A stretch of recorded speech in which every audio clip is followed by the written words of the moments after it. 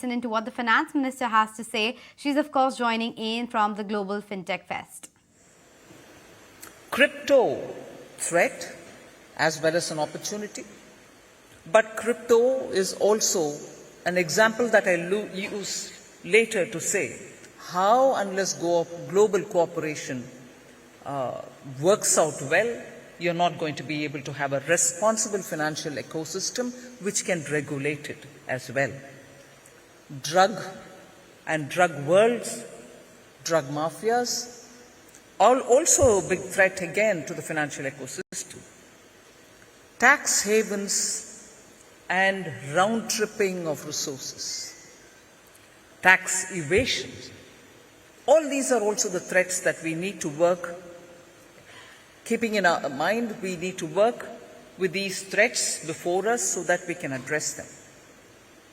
So, building a responsible financial ecosystem is important. It has to be, therefore, going back to the title, it has to be, therefore, inclusive, it has to be resilient, and it has to be sustainable. The challenges are we are aware of the challenges, they are before us. We know the various kinds of threats which are active even as we talk. And therefore, how are we going to be able to build it? I did begin by saying, unless we use technology, and unless we use technology as a tool to make sure that each one of these areas are addressed, ensuring financial ecosystem which is going to be, like we have tried in India, financially inclusive citizens cannot be brought about. So to make an inclusive, resilient and sustainable financial ecosystem, I see technology as a very powerful tool. But for the tool to be effective, the key to the world and for a responsible financial ecosystem, global cooperation is absolutely critical.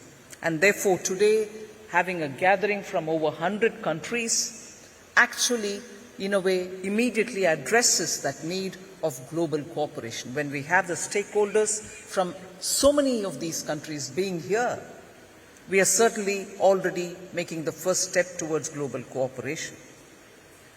In this context, I just want to place before you India's achievement, briefly that is, in making sure financial ecosystem in India is inclusive.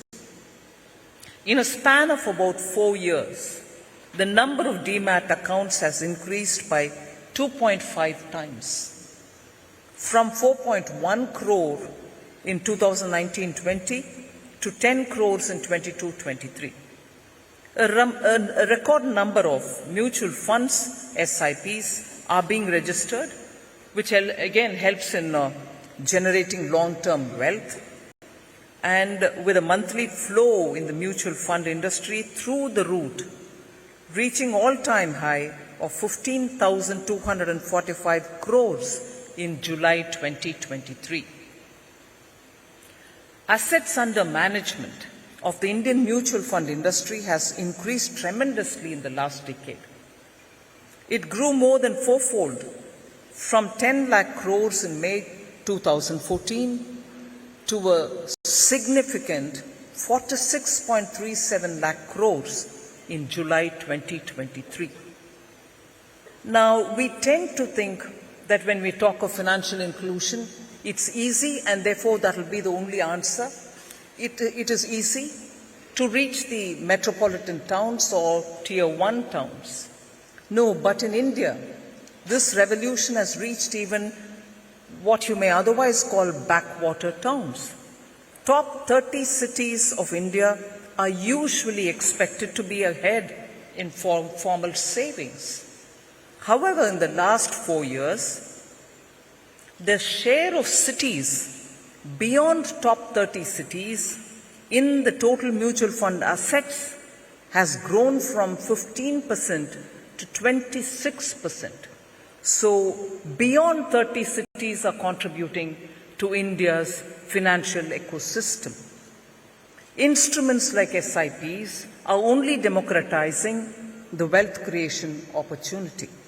So, in this context, therefore, I'd like to say the efforts of the government with public money in creating UPI or UPI democratized payments through having even private players on board, and now open national network for digital commerce, or the ONDC, is poised to do that very much for e-commerce as well.